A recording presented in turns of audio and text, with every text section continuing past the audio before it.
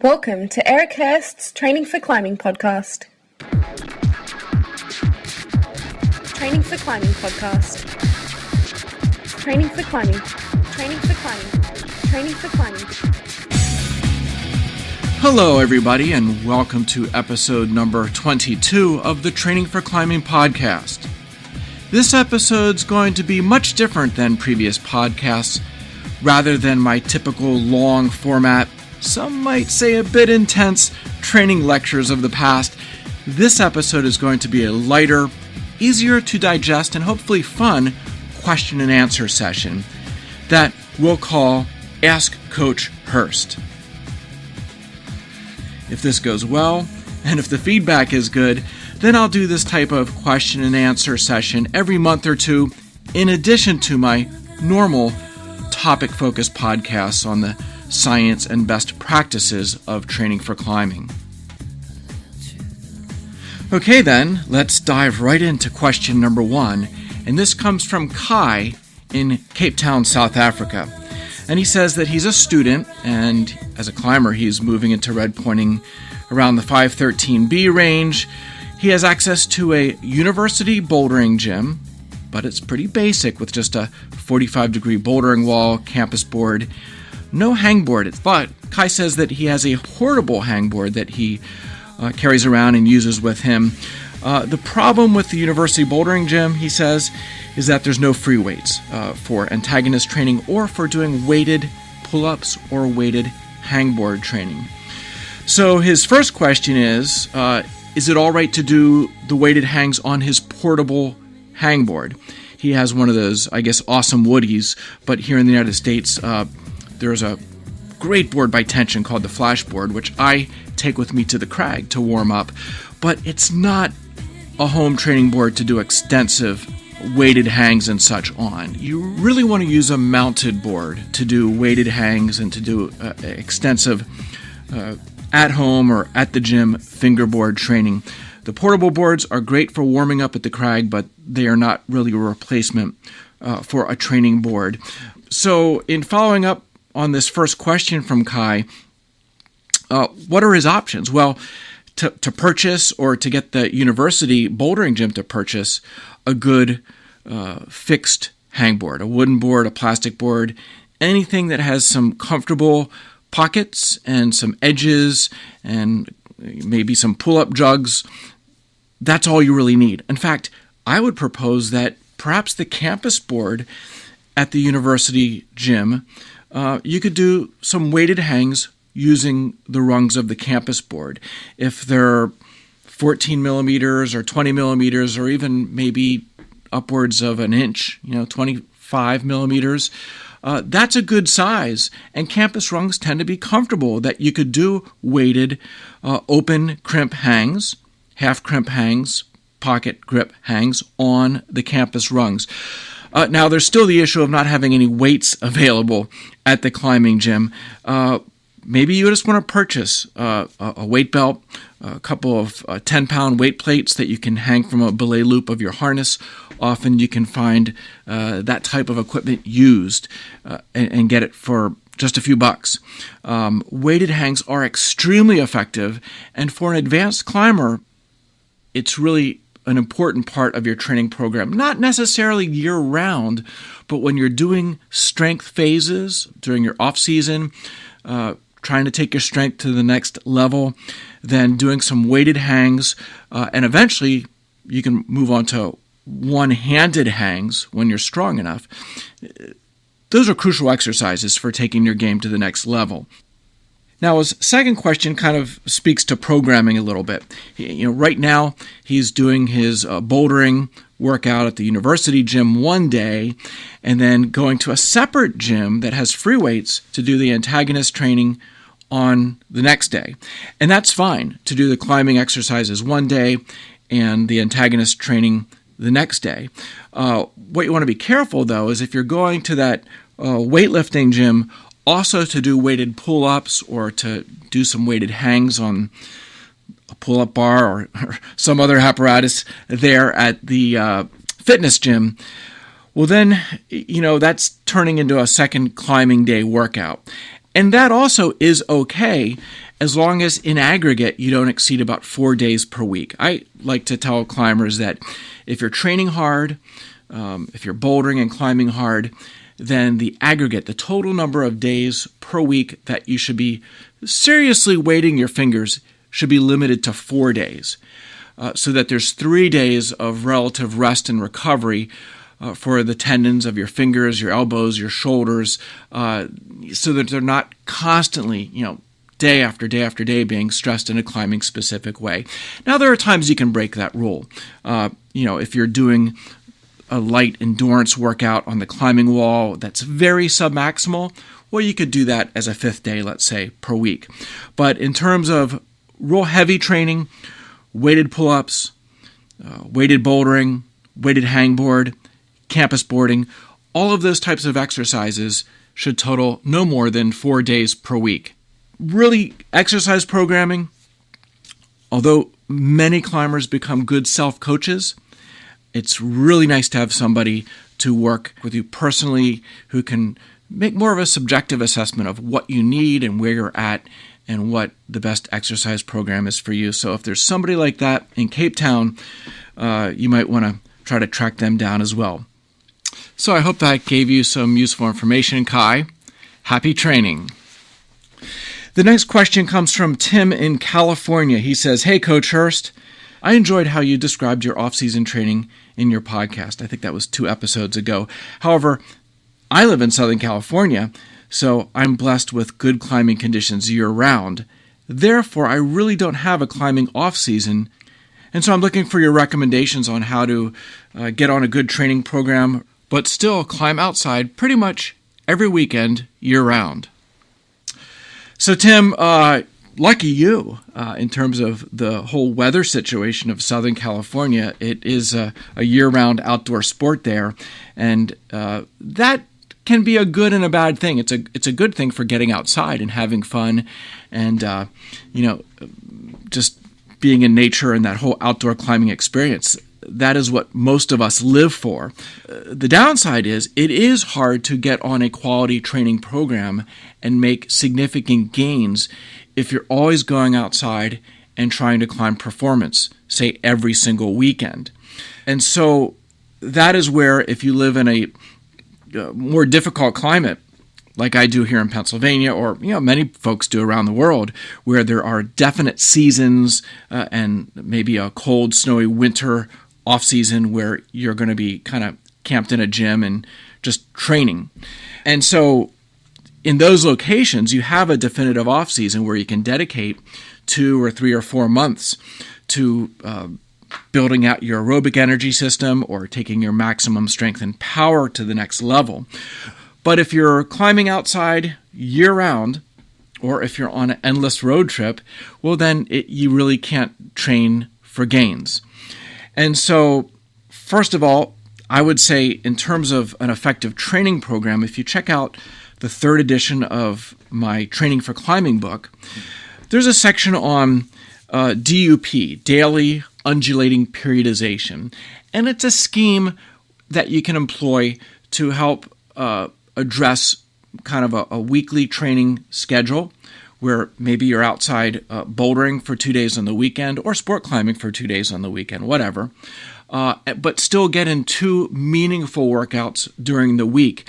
And with the DUP program, it's undulating in that its focus changes workout to workout, both in terms of intensity and volume, with the goal of hitting each energy system at least 1 day per week. So if you're bouldering outside on the weekends, well then during the week, you actually wouldn't want to be doing bouldering workouts. You'd want to be doing something that works the other energy systems.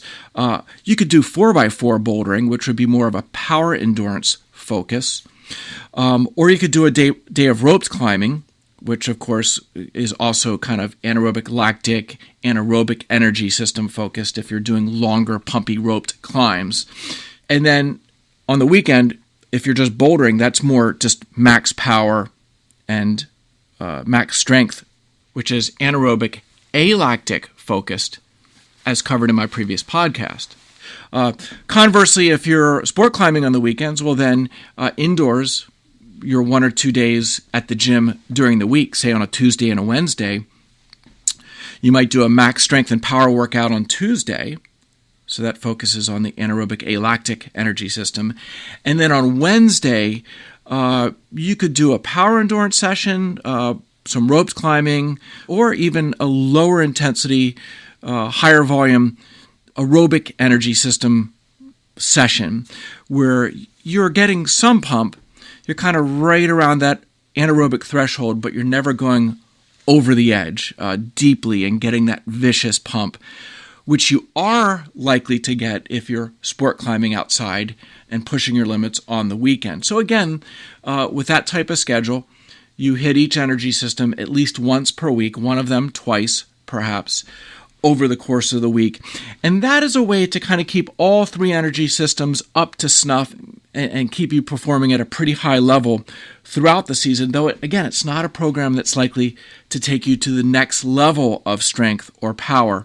And that's where if you can isolate a 4 or 8 week period, maybe the hottest part of the summer or the coldest part of the winter, whatever that would be in California, maybe January, if you can find a 4-week block here or there, then do a more targeted spell of weighted hangboard training and campus board training to take your strength and power to the next level. But if you do that during your climbing season, during the weekdays, if you're doing a really serious weighted hang fingerboard program, let's say, during the week, you will not be recovered for the weekend because those type of workouts can take 3, 4, 5 days for the nervous system to completely recover from. So you need to be careful and not overdo it during the work week if your goal is to climb for performance on the weekend.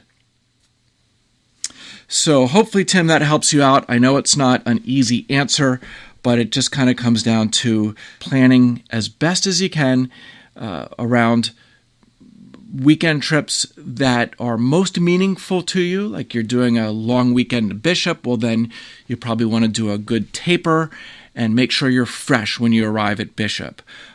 Or if you're just doing some local bouldering on a weekend and it's nothing all that important, you don't have a project to send, well then maybe you can do a couple heavy hangboard or campus board workouts to build strength and power, recognizing that you might not be 100% on the weekend, but that it doesn't matter if you're just kind of out with your friends bouldering for fun and not so much working a max project. And so you have a unique situation with that great year-round climate, and hopefully you can sort things out and make progress and have a good time as well. Okay, on to the next question. It's from Sergio in Italy. And he says that he has no gym where he lives, just a small home gym with a hangboard, a campus board with 7 rungs. And as a 46-year-old climber, he climbs up to 7B on site, but pushing beyond that, his problem is that he's pumping out too easily. And therefore, his question is, how can I train endurance at home when I just have a hangboard and a campus board? Well, Sergio, that's a tough one because, to really do quality endurance training, you need to be able to do a series of moves that push you pretty hard for between 30 seconds and 2 or 3 minutes. And so if you have access to an indoor climbing wall, that's pretty easy to do. You rope up and you get on a route, whether it's 10 meters or 20 meters, and you can do some climbing that is going to lead you down the path of developing some endurance. But with just a hangboard and a campus board, you can take your strength to the next level with those tools, and that's an important part of a training program that is really foundational in developing endurance, is to take your maximum strength to the next level. So that's the good news. You have access to 2 very important tools, but to really build out endurance, whether it's aerobic endurance, building capillarity, building, the mitochondria density in your climbing muscles, and then all those adaptations relating to the anaerobic lactic energy system, the buffering and the enzymes, those types of adaptations aren't easily built using a hangboard or a campus board, though you can try. And here's how I would suggest you do it. First of all, on a hangboard, repeaters. The protocol would be to hang 7 seconds, rest 3 seconds, and then keep going. 7-second hang, 3-second recovery. You can begin by doing 6 of those in a row, which totals up to about 1 minute. Then rest for a minute or two, and then do another set of those repeaters where you hang 7 seconds, rest 3 seconds. And if you start building up to doing 6 to 8 to 10 to 12 sets of those repeaters in a workout, it's a pretty good strength endurance workout for your finger flexor muscles. Campus board, if the rungs are large enough, you can do some campus laddering, where instead of doing the typical like 1, 4, 6 or 1, 3, 5 or whatever you're doing for kind of campus power, if you just ladder up 1, 2, 3, 4, 5, 6, 7, and then descend 7, 6, 5, 4, 3, 2, 1, and then instead of getting off the board, continue laddering back up 1, 2, 3, 4, 5, 6, 7, and ladder up and down for as long as you can until failure. That's a pretty good endurance workout for both your finger flexor muscles and your pulling muscles. Now, you need to have some pretty big rungs. They need to be probably 3 or 4 centimeters deep and rounded and comfortable so that you can get enough of your fingers on there to endure for 30, 40, 50 seconds, maybe even a minute as you ladder up and down the campus board. So if right now you just have small rungs on the board, see if you can put on some larger rungs so that you can do some campus laddering for that endurance, striving to ladder for 30 to 60 seconds. Do a few sets of that with maybe 3 minutes rest in between. It's a pretty good workout. If that's not an option, then for your larger pulling muscles, I would recommend either Frenchies, which is where you pull up to the bar, hold a lock off for 3 seconds, so count slowly, 1001, 1002, 1003. Then you lower to the bottom, pull back up to the bar, but this time immediately lower to an arm angle of 90 degrees, so about halfway down, and pause there for 3 seconds. So again, subvocalize 1001, 1002, 1003, lower to the bottom, pull back up to the top, and then lower down a third time to 120 degree arm angle and hold a lock off just above the bottom position for another 3-second count. And that one cycle is pretty pumpy, but don't stop there. Keep going. Do a second cycle. Do a third cycle. And if you do 3 cycles, it's going to take you upwards of about a minute or so. And again, it's a very pumpy, kind of grueling workout to do those Frenchies, but you will get adaptations that will help you out on the rock in terms of being able to hang on and have more power endurance when you're climbing on steep overhanging routes. So again, those are kind of some substitutes, some exercises you can do in your home gym since you don't have availability to doing longer climbs. You can do those exercises and get some of the adaptations that you need to build out your endurance for roped climbing. That being said, any opportunity you have to get to a climbing gym where there are longer roped routes, take advantage of that. And of course, get outside climbing as often as you can, because getting on those longer, pumpy climbs is excellent and very specific training for you, obviously. So have fun with that, Sergio, and good luck. Question number 4 comes from Greg in Salt Lake City, and he asks, how can I best ramp up volume for big wall free climbing heading into the summer season? Well, Greg, climbing many pitches in a day up on a big wall, it's rigorous. It takes a lot of aerobic endurance, although a lot of strength also, since you're hauling gear and supplies, perhaps if it's an overnight climb. I mean, those are long, hard days that stress your body completely. And so in terms of volume, I think you want to be thinking about not just climbing volume, like in Salt Lake City you have access to some excellent indoor climbing gyms.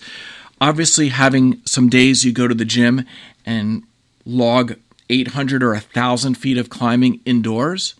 That might involve doing 20 50-foot roped routes at the gym over the course of an afternoon.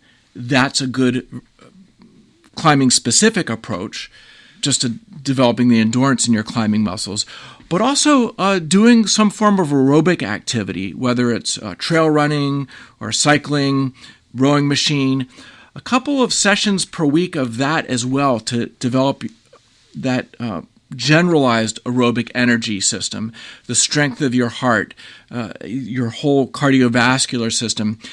That's a real asset when you're up on a big wall, climbing all day long or climbing several days in a row.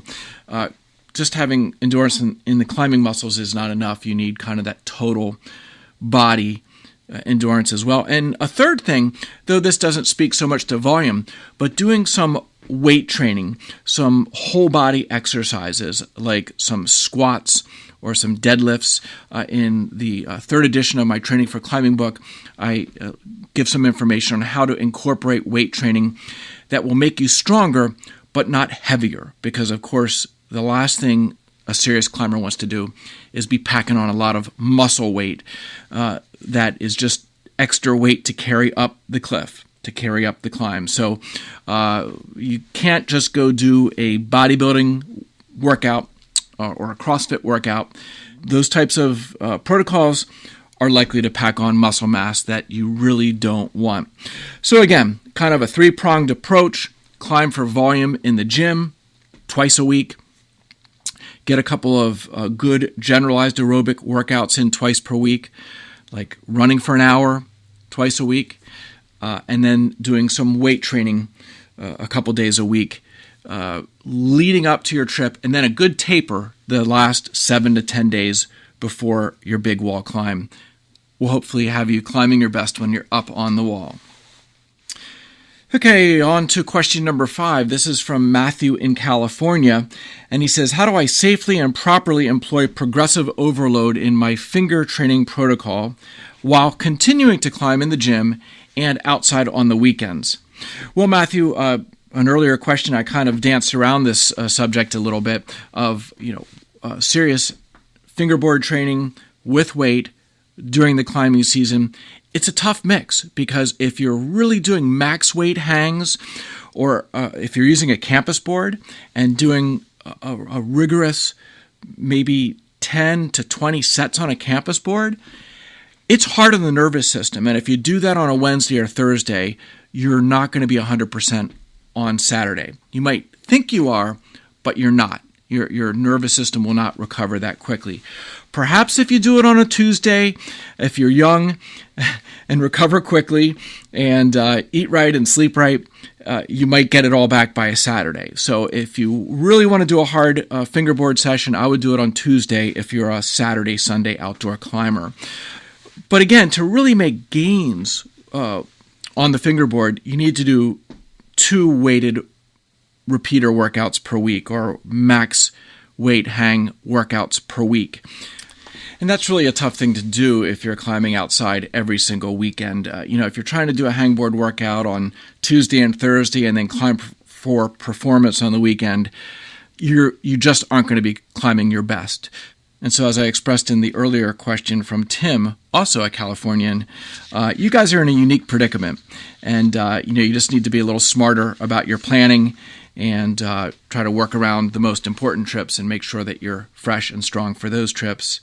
And then, pack in a block of hangboard training when you have a few free weeks between important trips. The next question comes from Quinn in Indianapolis, Indiana. He says, how much aerobic cross-training would one have to do before they are inhibiting their climbing performance? And he says he'd like to balance his overall fitness and climbing-specific fitness, and wants to know what the best aerobic cross-training methods are besides running. Well, if you go back and listen to my podcast from a couple of months ago, I addressed the subject of running and climbing. And although I do feel, and there is research that supports, that some running is a good thing for climbers, specifically because it enhances recovery ability, if you do too much of it, it creates an overall kind of fatigue and actually can become catabolic, where it will hinder development of strength and power in your upper body muscles. For example, if you're running 40, 50, 60 miles a week like a racer might, that would be counterproductive for maximum rock climbing performance. Now, if you're running for 20 or 30 minutes, 2 or 3 days per week, just a nice easy run or a tempo run, then you'll get some benefit out of that without much, if any, downside. Now, everybody responds differently to aerobic training. Some climbers, if they run or bike, trail run, their legs, their quadriceps will get larger. They'll store more glycogen. And so you need to be sensitive to that. If you go on an aerobic training program of some type and you notice you're actually gaining weight or the circumference of your leg is increasing, that's not a good thing. And you may want to cut back. We all have different genetics and respond differently. Most people I talk to and work with, a modest amount of running, if anything, will shrink their legs a little bit and help them drop a couple of pounds, so there can be some benefit there in terms of strength to weight ratio, in addition to having a stronger generalized aerobic system that will help them recover more quickly when it comes to climbing. Now, you ask, what are the best cross-training methods for aerobic fitness besides running? Well, my favorite is the Concept 2 rowing machine, because there's a pulling motion there. Now, it's not the same vector as pulling and climbing, but you're still engaging some important muscles in your upper back. Your scapular stabilizers get a good workout. Your rhomboids, obviously your biceps, your muscles of your shoulders, your lats, that whole upper torso gets a good workout from rowing, in addition to the muscles of your legs and your hips, all that extension that's going on with every stroke of the rowing machine. Again, if you go too hard, too often on the rowing machine, perhaps your legs will get a little bigger. And so I would limit to doing just a couple of sessions per week on the rowing machine, 15 to 20 minutes of, I don't want to say a comfortable pace, because you want to be getting out of breath, but you don't want to develop a deep burn in your leg muscles. That acidosis is a signal that in the leg muscles often results in hypertrophy and storage of extra glycogen, and you don't want to go there as a climber. So you want to climb at a pace that gets you a bit winded but doesn't really whack your leg muscles in a serious way. Another option on the rowing machine would be to pull hard for 30 seconds and then to pull easy for 30 seconds. Kind of like a Tabata. It's that time ratio isn't really the classic Tabata, but you get the idea. If you do some sprints on there for 20 or 30 seconds, where you're pulling pretty much at full intensity, and then you're just pulling lightly for a recovery period of 30 to 40 seconds, do that for 10 minutes. It's a great cardiovascular workout as well. And by the way, you probably want to do that on a climbing day. If you're climbing 3 or 4 days per week in the gym and outside, if you did that hard rowing workout or rigorous rowing workout on a non-climbing day, well, then you are stressing your climbing muscles on a recovery day, and I'm not a fan of that. So what I will often do is, I have a Concept 2 rowing machine at my house, is I'll go down and knock off 10 or 15 minutes on the rowing machine in the morning, kind of a warm-up activation workout just to get my heart rate up, and then later in the day do my climbing-specific workout. So kind of a 2-a-day approach. And if you have access to a rowing machine, or even just going for a morning run on a day where you're going to be doing a climbing gym workout in the afternoon, that's a good approach. And ideally, if you can separate those two workouts by at least 6 hours, then the signaling from the one workout won't interfere as much with the signaling and the adaptations you desire to get from your climbing workout.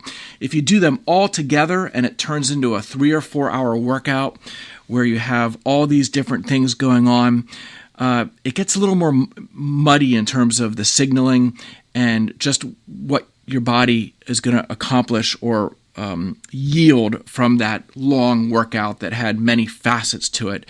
I'm a fan of workouts having focus, and so doing that generalized aerobic session separate from your climbing session and then keeping your climbing session relatively focused as well, I think that's how, certainly for more advanced climbers, you get the best results. Now, if you're towards the beginner intermediate end of the spectrum, then that's not as important, and you could probably go to the gym and do 20-minute warm-up on a treadmill or rowing machine, or go for a 20-minute run, and then recover for 10 or 15 minutes, and then go do your climbing workout.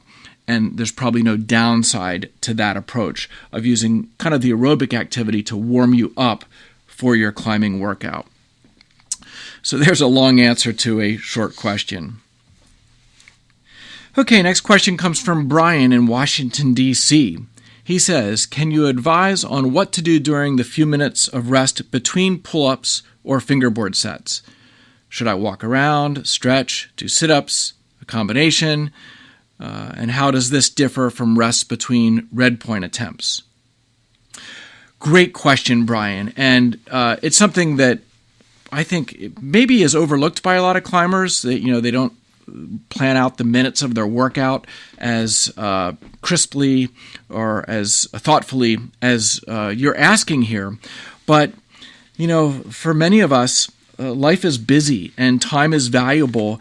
And so getting the most out of your workout time, whether it's 45 minutes or 2 hours, is critical. That's a big thing. And so from a productivity point of view, it makes sense to kind of fill in those rest periods with other exercises, like some core training, maybe even some antagonist training if it's not too stressful. But you have to be careful that if you're doing exercises, doing those recovery periods between pull-ups and fingerboard, that it's not something too similar or that just adds to the fatigue rather than allowing the recovery to play out between your pull-up sets. Typically you'll rest 1 to 3 minutes between sets of pull-ups or between fingerboard hang sets. And so there is some time there to do something, but it really shouldn't be too stressful. So here's my advice. I guess it really depends on what you are training on a given day. If you're doing maximum hangs, like weighted hangs or maybe body weight hangs on small edges and pockets, where you really have to concentrate hard and really work hard maximally, let's say, for 5 to 10 seconds. Those types of sets, it's best to take complete recovery between. You want a very high quality workout where you can mentally focus very hard for that 5 to 10 second period that you're exercising. Same thing with campus board training, by the way. You're best to just stand still or sit down and rest for the break you have between sets. Many people will look at a climbing magazine or look at their phone, but I'm a fan of just having a stopwatch, using my phone as a timer to get the exact rest that I want, and just kind of relaxing and just thinking and not feeling like I have to pack in, reading a page of a magazine or scrolling through a social media feed. I like to really be into my workout and think about it, and especially on those exercises that require complete effort, like a maximum hangboard or a campus board set. To be mentally fresh and ready for each set and to stay with the program is really critical to getting the best results. Now, if you're doing something that is maybe not as high-end, like you're doing just some sets of pull-ups, maybe 5 sets of 10 pull-ups, kind of more of an endurance workout. If you're doing French-style pull-ups with the lock-offs that take a minute and get you really pumped up and your muscles burning, well, there you might need a longer break, say 3 to 5 minutes between sets. And also, those types of exercises where there is this intercellular acidosis and this creation of lactate as part of the anaerobic glycolytic production of ATP, research has shown that actually moving around is a good thing to accelerate recovery. So moving around the gym, or even what I do, sit down on the rowing machine and pull easily for 1 minute, just to keep the blood circulating. And that helps transport the lactate away from the working muscles, and it can actually be utilized by the aerobic energy system in slow twitch fibers elsewhere in your body. And also, it's been recently shown that the brain can use lactate for energy, and ultimately the liver can take lactate and convert it back to glycogen. And so if you can expedite the movement of lactate away from the working muscles, away from the climbing muscles, that accelerates recovery. And again, research has shown that between pumpy exercises, whether it's weight training or endurance sets of pull-ups or pumpy laps on a climb, by moving around, you actually accelerate recovery. And that gets to the last question, or the last part of your question, where you asked about rests between red point attempts. And so if you're red pointing at a crag, a sport crag, let's say, where the routes are steep and you're getting pumped, an active approach to recovery is a helpful thing for the reasons I just mentioned. So after you lower down from the climb and untie and take your shoes off and get a sip of water, go for a walk, along the base of the crag. Go for a 5 or 10 minute walk. Go on, cheer somebody on another route. Move around. That is far better than just sitting down on a chair or a boulder and camping out for 20 minutes. Because if you do that, your heart rate drops back down. The removal of lactate and the removal of hydrogen ions, the lowering of the pH inside of the working climbing muscles. You need to get those hydrogen ions out of the working muscles to get back into homeostasis. And moving around is the best way to do that between pumpy climbs or pumpy exercises. So hopefully that helps you out there, Brian. Next up is a question from Till in Munich, Germany. And he's been climbing about 6 years, and he asks, up until what level do you suggest the just go climbing approach to improving your game? And what he's talking about is, I've written in my books and I've talked in a lot of podcasts that beginning climbers need to learn to climb. If early on, your first year or two in the sport, you get obsessed on training and strength development, that's putting the cart before the horse, and oftentimes you will not end up in a good place in terms of you'll, as a beginner, use strength to solve all of your issues on a route rather than learning to use your feet and footwork and your mind and develop the savvy and nuance that a climber really needs. Rock climbing is a skill sport first and foremost, and therefore goal number one is to develop technical skill and the mental skills needed. And the best approach for that is to go climbing, whether it's indoors or outdoors, on the boulders, on the crags. Go climbing 2 to 4 days per week, and you will progress quickly as you develop climbing skill, and you will naturally develop some climbing strength and climbing fitness by going climbing 2 to 4 days per week. And so I encourage people to not go overboard on the training early on. Now, certainly doing some training is helpful. Doing some additional pull-up training to develop strength. You can only get so strong moving across rock with your feet on the rock. You're never carrying more than a fraction of your body weight with your arms and your fingers. And that's a good thing when it comes to technique, you want to reduce the load on your fingers, obviously, as you're climbing. But from a training perspective, you need to train at higher loads. It needs to be progressive to get stronger. So I'm not saying beginners can't do any strength training. They can do some basic pull-up training and core training, but they probably shouldn't touch a hangboard initially. But if you're using larger, friendly holds, you could do some hangs as part of your program to do a little bit of a higher intensity exercise. Definitely stay away from the campus board the first couple of years. Tendon strength comes at a fraction of the rate that your muscles get stronger. And so there's a window there the first few years that people climb that they are more prone to tendon injuries because their muscles are getting stronger faster than their tendons. And so you need to be careful with the campus board, and I would suggest not even touching it the first 2-3 years that someone's in a sport. So to answer your question, the end of the just go climbing approach is probably after 2 or 3 years of climbing, of steady climbing, when you've developed what I guess the average climber would say is a pretty high level of skill.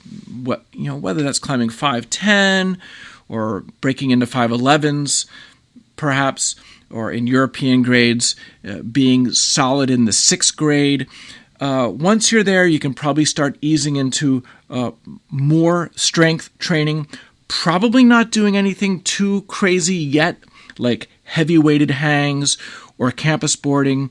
As you approach maybe the 512A level or the 7A plus level, that might be the time that you start to escalate things to doing some weighted hangs and doing some basic campus boarding. But the key is to ease into it and not just go all in on a new training technique. Again, that's often when injury results. The next question comes from Marcin in Poland. And he starts off by saying he's enjoyed reading my book, Training for Climbing. Yes, folks, there is a Polish translation of Training for Climbing, although I think it's a translation of the 2nd edition, so hopefully they'll catch up and soon translate the 3rd edition, because there's a big upgrade from the 2nd edition to the 3rd edition that was released in 2016. In any case, Marcin comments that he enjoys both rock climbing and mountaineering. And so he does training for both and knows that there's a bit of a conflict there, and he's wondering how he can best schedule his training because it involves aerobic activity like running, but also rock climbing specific activities such as bouldering and fingerboard training and such. And so my answer, Marcin, is that, first of all, is there one of those two sports that you love more? Do you love rock climbing more than mountain climbing or vice versa? And if so, then you should give that climbing preference the top priority when it comes to your training. And so if you have mountaineering at the top of the list and you have goals in the mountains you want to achieve, well then that aerobic training, the types of training you would do for mountain climbing, which I should add is not my expertise. So there's some other coaches out there who are way better than me when it comes to coaching mountaineering, and you should seek out their information. But in any case, if mountain climbing is your number one priority, then that should be your training focus. And then you kind of dabble in the rock climbing and the hangboard training on the side. Vice versa, if rock climbing is your real passion, trying to achieve the next grade on the boulders or the crags is your goal this season and season over season, well then getting on a more serious training for climbing program as outlined in my book is really important, and you need to subordinate to some degree your training for mountaineering. And so that's something that I really can't give specific advice on because I don't know where you stand. But I guess one approach would be to kind of dedicate 2 days per week to each discipline. So 2 days per week, if you have access to a climbing gym where you can do rock climbing and bouldering and hangboard training, do all of that and pack it into those 2 days per week. And then 2 other days per week, you would do your more mountain climbing activities or training. You mentioned going running a couple days a week for 45 minutes. And so, that is not a bad thing, as I mentioned earlier to another question. That degree of running twice a week for 45 minutes isn't going to take away too much from your rock climbing, but it is time consuming, it is fatigue producing, and so it would be best done on a non-rock climbing day. And so you'll need to figure out how exactly you want to schedule those activities through your everyday life. But again, if rock climbing is your preference, then I would say try to do rock climbing training 3 or 4 days per week and just dabble in the mountaineering training.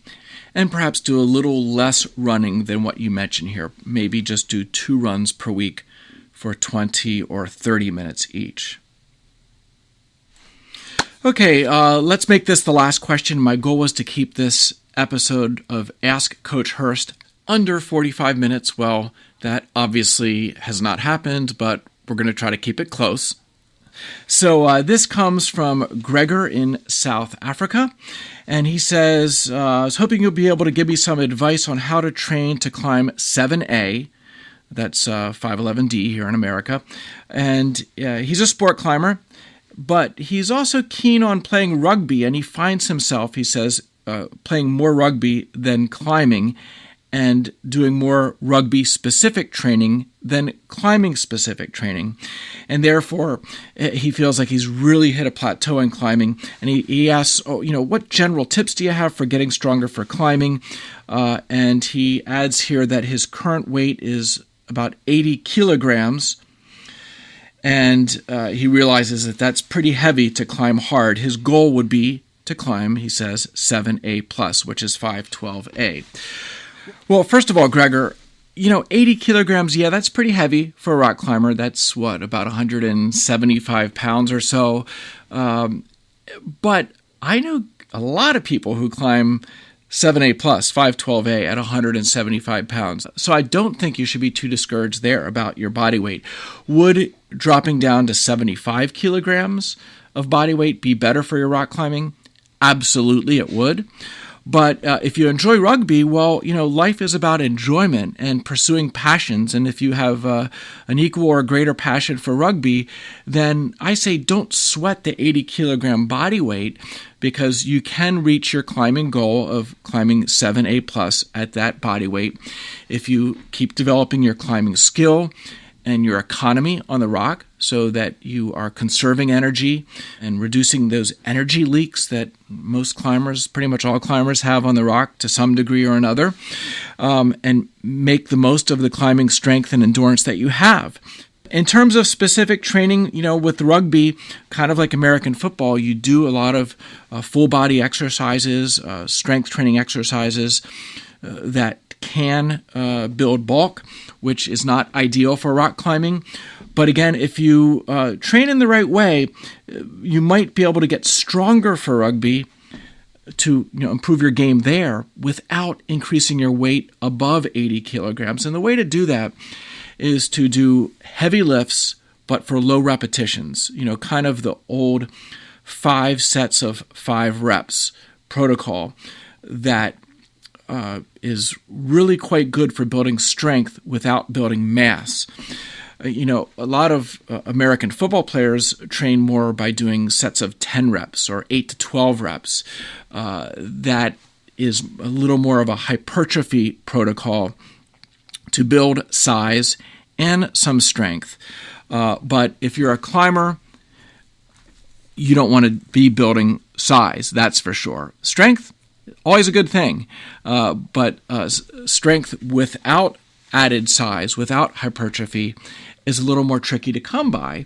And so there's certain protocols that seem to work for most people, and limiting yourself to at most 5 reps per set and using heavy weights that limit you to just 3 to 5 repetitions with the various lifts is perhaps the best way to go to build the strength for rugby, but not add on any more body weight. And then, of course, when you're doing your climbing workouts, you need to be as climbing specific as you can be. If you're now climbing 6C to 7A, that's a good grade. That's a good solid grade, and typically around that level is where climbers do need to add more climbing specific strength to go to the next level. So beginning to do some fingerboard hangs, some weighted pull-ups, and also some specific on-the-wall protocols like 4x4s, where you do a boulder problem 4 times in a row, and then do that 4 times, or do that with 4 different boulder problems. And the key to an effective 4x4, and this is where most people get it wrong, is to limit your recovery between the boulder repeats. So your first boulder problem that you're doing 4 times, first of all, the ideal boulder problem would be one that you can do in 20 to at most 30 seconds. If it's a really long, drawn-out boulder problem, find a different boulder. Find one that you can do in 20 to 30 seconds. It's going to need to be submaximal because you're going to do it 4 times in a row. And the rest between each attempt is just 30 seconds. So you do the first boulder send that takes 20 to 30 seconds, then you rest for 30 seconds, and then you do the problem a second time and rest for 30 seconds, a third time, rest for 30 seconds, a fourth time. So you've done those 4 laps on that boulder in rapid succession. You've probably gotten pumped. You've probably gotten a bit out of breath. That's good. That's the goal. And then you take about a 4-minute break, 5 at most. And then you move on to your next problem that you're going to repeat 4 times. Again, only resting 30 seconds between each attempt or each send. And so going through that whole 4x4 protocol takes about 30 minutes or so if you stay with the program. Some climbers go and do the 4x4 protocol, but their rests get really lengthy and you do not get the same stimulus and you do not get the desired adaptation if you get excessive rest between those attempts. And I think for you, the level that you're at, those 4x4 workouts, doing that, say, twice a week at the gym could be a real boon for pursuing the 7A plus or the 512 grade. So good luck with that, Gregor. Well, I guess it's time now to wrap up this first episode of Ask Coach Hörst. I hope you enjoyed it. If you'd like to submit a question for the next episode, go to my Twitter account. It's @Train4Climbing. And pinned to the top is a post relating to Ask Coach Hörst. And you can reply to my post with a comment that includes your question.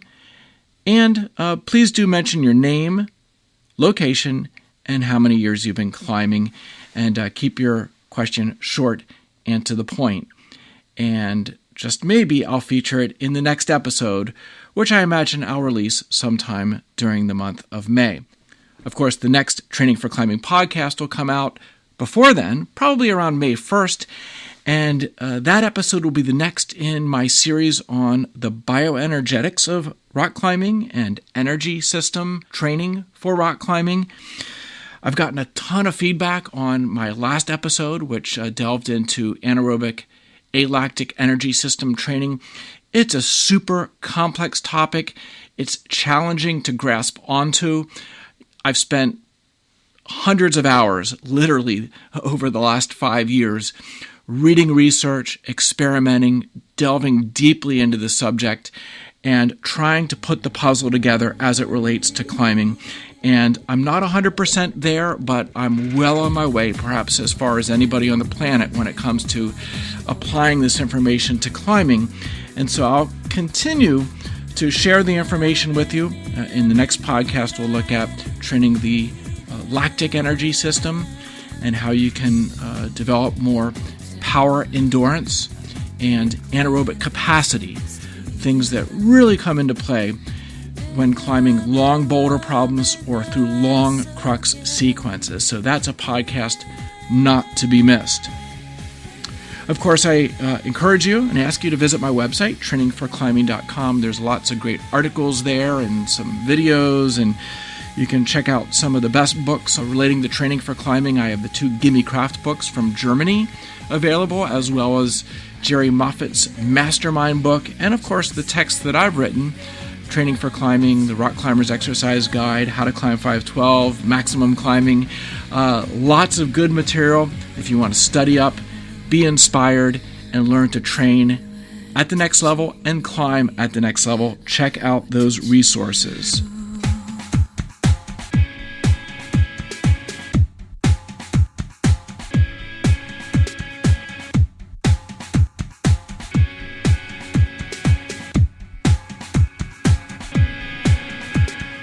Well, that does it for this episode of the Training for Climbing podcast. It's now time for me to head down into the gym and get a workout in with my sons. Until next time, be safe, be strong, and train on.